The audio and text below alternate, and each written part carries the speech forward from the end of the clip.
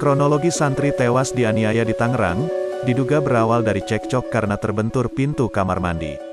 Seorang santri di pondok pesantren kawasan Kabupaten Tangerang berinisial BD, 15, tewas diduga dianiaya oleh teman satu angkatannya berinisial R, 15. Kapolsek Cisoka di Tangerang AKP Nur Rohman mengatakan, kejadian itu berawal pada Minggu, tanggal 7 Agustus tahun 2022, pagi sekitar pukul 6.15 waktu Indonesia Barat.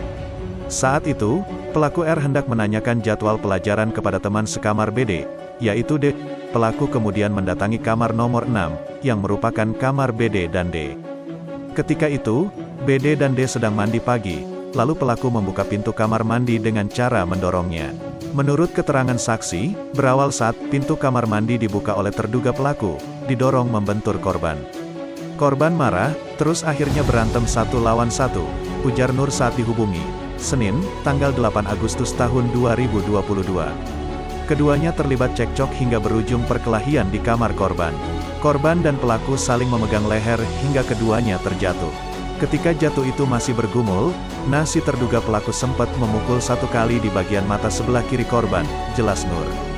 Teman-teman korban yang berada di kamar tersebut langsung melerai keduanya. Pelaku pun kemudian berlalu keluar kamar meninggalkan korban. Namun, pelaku balik lagi ke kamar karena mendengar korban masih mengumpat kepadanya.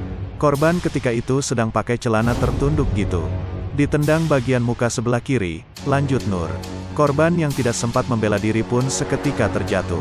Ketika posisi sedang tertunduk, korban lagi-lagi ditendang pelaku di bagian belakang pundak kiri. Akibatnya, kata Nur, korban mengalami luka memar di bagian mata kiri dan pundak sebelah kiri.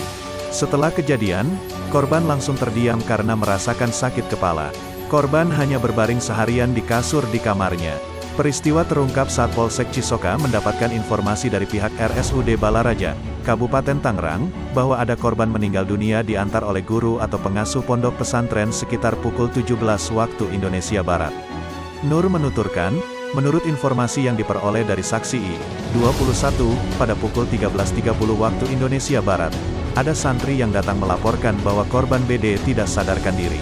Kemudian, I, 21, mengecek ke kamar santri dan menemukan BD sudah tidak sadarkan diri. Dan dibawa oleh saksi I dan pengasuh ke klinik, tutur Nur. Saat itu, dokter klinik menyatakan bahwa BD sudah meninggal dunia. Pengasuh pondok pesantren tersebut lalu membawa BD ke RSUD Balaraja.